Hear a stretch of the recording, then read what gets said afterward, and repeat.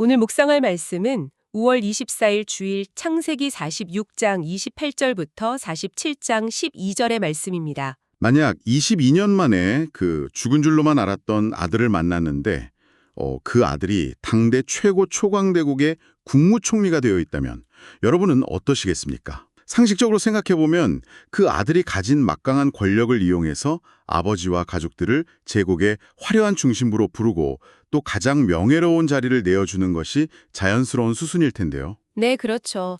그런데 오늘의 본문에 의하면 요셉은 우리의 예상과는 완전히 반대되는 어찌 보면 상식 밖의 조언을 가족들에게 건넵니다. 절대 관력자인 바로왕 앞에 서게 될 때 자신들이 이집트 사람들이 가장 혐오하는 직업인 목자라는 사실을 숨기지 말고 오히려 당당하게 고백하라고 지시하거든요. 도대체 왜 그런 이해할 수 없는 전략을 세웠는가? 이것이 오늘 우리가 깊이 묵상해 볼 핵심 메시지입니다. 표면적으로 보면 극심한 기근을 피해서 이집트로 내려간 난민 가족의 생존기처럼 보이지만요. 사실 그 이면을 들여다보면 야곱의 가족을 어떻게 이스라엘이라는 거대한 언약 공동체로 보호하고 길러낼 것인가에 대한 하나님의 치밀하고도 완벽한 섭리가 숨어 있는 거죠. 맞습니다. 그래서 오늘 본문이 펼쳐지는 전체적인 흐름을 먼저 4개의 단락으로 짚어보면서 그 섭리를 따라가 보면 좋겠습니다.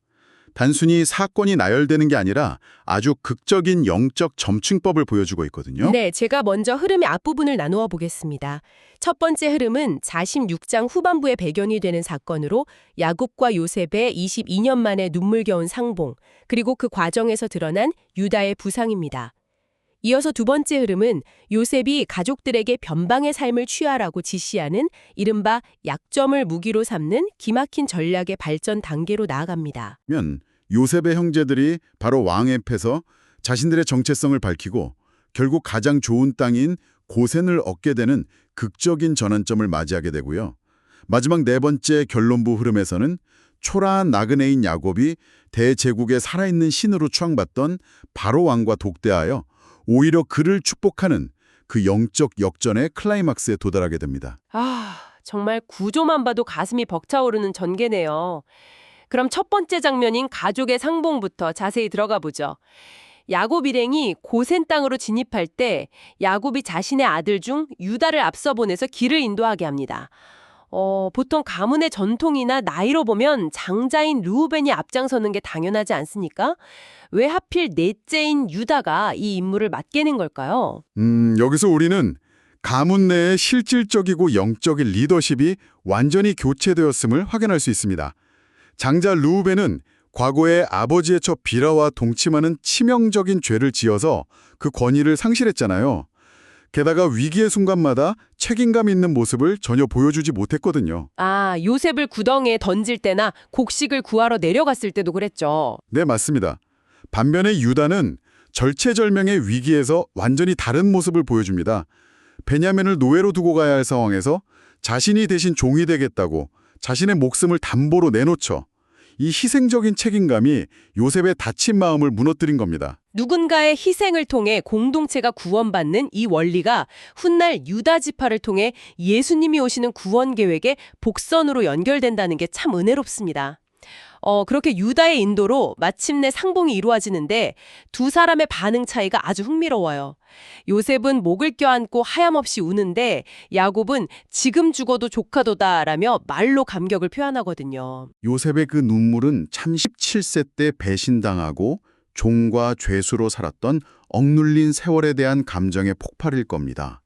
성경에서 목을 안고 울었다는 표현이 과거 에서와 야곱의 재회, 또 요셉과 베냐민의 상봉 등 결정적인 화해와 치유의 순간마다 쓰였거든요.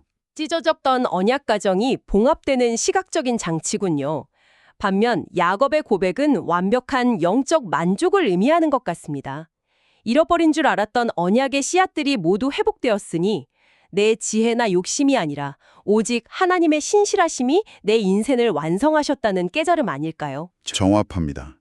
그렇게 감동적인 상봉 후에 방금 말씀하신 두 번째 흐름인 전략회의가 이어지죠. 요셉이 가족들에게 바로 왕 앞에서 대대로 목축하는 자임을 강조하라고 지시합니다. 이집트 사람들이 가장 가증하게 여기는 직업인데 말이죠. 그러니까요.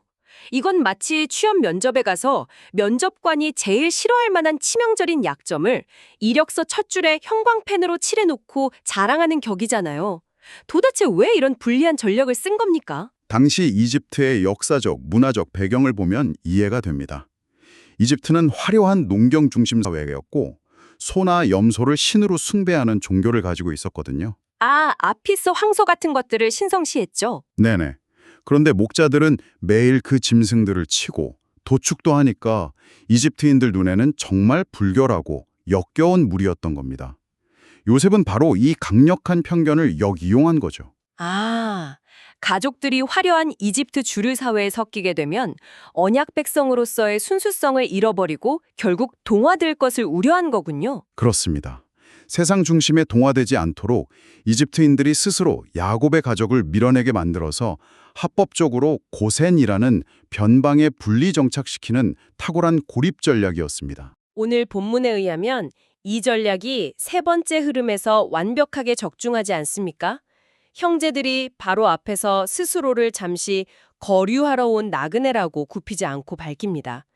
주류 사회의 혐오를 받을 직업에 나그네 신분이면 푸대접을 받아야 정상인데 결과가 놀랍습니다. 바로 왕이 이집트의 가장 좋은 곳을 내어주죠. 원어로 메타부라는 최상의 땅을 허락하고 자기 가축까지 맡기며 특권을 줍니다. 세상의 방식과 완전히 반대로 흘러가는 전개입니다. 주류 사회에서 배척받을 각오를 하고 정체성을 지켰더니 오히려 세상 권력이 그들을 풍성하게 먹이는 기적이 일어난 거네요. 네, 신명기에 약속된 순종하는 자에게 주어지는 무조건적인 축복이 이집트 땅 한복판에서 이미 성취되고 있는 걸 보여주는 놀라운 대목이죠. 자, 이제 네 번째 흐름, 오늘 말씀의 절정으로 가볼까요? 130세의 초라한 나그네 야곱과 당대 최고의 절대 권력자 바로 왕의 만남입니다. 여기서 참 상식 밖의 일이 벌어집니다. 목숨을 구걸하러 온 난민 노인이 절대 권력자에게 엎드려 절하기는커녕 오히려 바로를 축복합니다. 심지어 아들들은 자신들을 주의 종이라고 낮췄는데 야곱은 그런 표현도 쓰지 않고요. 이 당당함은 어디서 나오는 걸까요? 먼저 나이라는 측면이 있습니다. 고대 이집트에서 가장 이상적인 수명은 110세였거든요. 그런데 야곱은 130세였습니다. 그 연륜 자체가 살아있는 신이라 불리던 바로에게도 깊은 경외감을 주기에 충분했을 겁니다. 하지만 단지 나이 때문만은 아니겠죠. 물론입니다. 핵심은 영적 질서입니다. 히브리서 말씀이 증언하듯이 높은 자가 낮은 자를 축복한다는 원리가 있죠. 야곱은 비록 비천한 행색이어도 자신이 여호와 하나님의 제사장이요 복의 근원이라는 정체성을 잃지 않았던 겁니다. 아, 세상의 눈에는 제국의 황후식에 높아 보이지만 하나님의 눈에는 야곱이 우위에 있는 위대한 영적 역전이 일어나는 순간이군요. 그렇습니다. 그래서 이제 우리가 집중해야 할 깊은 묵상 포인트로 넘어가 보겠습니다. 오늘 말씀의 묵상 포인트는 두 가지로 정리할 수 있는데요. 첫째는 세상의 변방, 고센 땅이 가진 영적 의미이고 둘째는 야곱의 험악한 세월이 빚어낸 축복의 권위입니다. 첫 번째 묵상 포인트부터 짚어보죠. 요셉이 혐오받는 직업을 무기 삼아 가족을 고센에 고립시킨 전략이 우리 삶에 어떤 영적 교훈을 줄까요? 우리가 세상 속에서 하나님의 말씀대로 살다 보면 세상의 중심에서 밀려나고 소외된 것 같은 짙은 고립감을 느낄 때가 많지 않습니까? 네, 맞아요. 세상의 기준에 부합하지 못해서 마치 뒤처지는 것 같은 느낌이 들죠. 하지만 오늘 말씀이 보여주듯이 그 고센과 같은 변방으로 밀려나는 것이 실패가 아닙니다. 그것은 세상의 타락과 동화로부터 우리의 고유한 가치와 거룩한 정체성을 지켜내기 위해 하나님이 취주신 가장 완벽한 보호막이자 영적인 인큐베이터라는 사실입니다. 참 위로가 되는 말씀입니다. 내가 겪는 세상 속의 소외가 사실은 하나님의 안전한 보호막이라는 거군요. 자, 그럼 두 번째 묵상 포인트로 넘어가 볼까요? 야곱이 바로 앞에서 자신의 삶을 험악한 태월을 보내었나이다 라고 평가합니다. 이 고백에 담긴 의미와 적용점은 무엇일까요? 야곱의 일생을 돌아보면 속임수, 도망, 자식들의 끔찍한 범죄, 그리고 사랑하는 아들 요셉을 잃고 피눈물을 흘렸던 깜깜한 시간들, 정말 뼈아픈 실패와 상처의 연속이었습니다. 자신을 포장하지 않고 그 고통스러운 실패들을 스스럼 없이 인정한 거죠. 여기서 오늘 말씀이 우리에게 던지는 아주 깊은 묵상의 은혜가 있습니다. 우리는 보통 타인을 축복하고 선한 영향력을 끼치려면 흠결 없이 완벽하게 성공한 삶을 살아야 한다고 생각하잖아요. 네, 그렇게들 생각하기 쉽죠. 그런데 현실은 완전히 달랐습니다. 온실 속 화초 같은 삶이 아니라 숱한 상처와 실패로 얼룩진 그 뼈아픈 험악한 세월을 통과한 야곱이 결국 대제국 파라오를 축복하는 영적 거목이 되어 있다는 사실입니다. 아, 그렇습니다. 오늘 이 묵상을 들으시는 여러분이 겪고 있는 그 남모르는 험악한 세월과 실패의 경험들이야말로 그저 낭비된 시간이 아니라 훗날 누군가를 진정으로 긍휼히 여기고 축복할 수 있는 가장 강력한 영적인 무기로 빚어지고 있는 과정이 아닐까요? 깊이 공감합니다.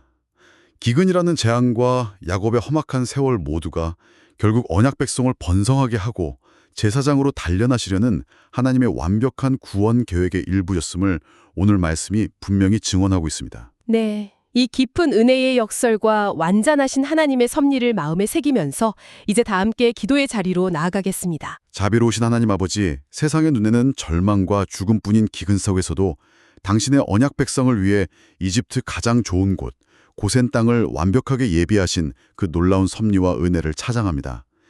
인간의 실패와 죄악, 끊어졌던 22년의 고통스러운 세월마저도 결국엔 합력하여 선을 이루시고 눈물의 상봉과 완전한 회복으로 이끄시는 신실하신 하나님을 온전히 신뢰하게 하옵소서. 오늘 하루도 세상의 거대한 권력과 물질 앞에 위축되거나 비굴해지지 않게 하시고 우리 안에 살아계신 하나님을 의지하며 대제국의 바로왕 앞에서도 손을 들어 축복했던 야곱처럼 당당하고 담대한 나그네로 살아가게 하옵소서. 모든 험악한 세월 속에서 우리를 거룩한 제사장으로 단련하시는 은혜에 감사드리며 예수님의 이름으로 기도합니다. 아멘.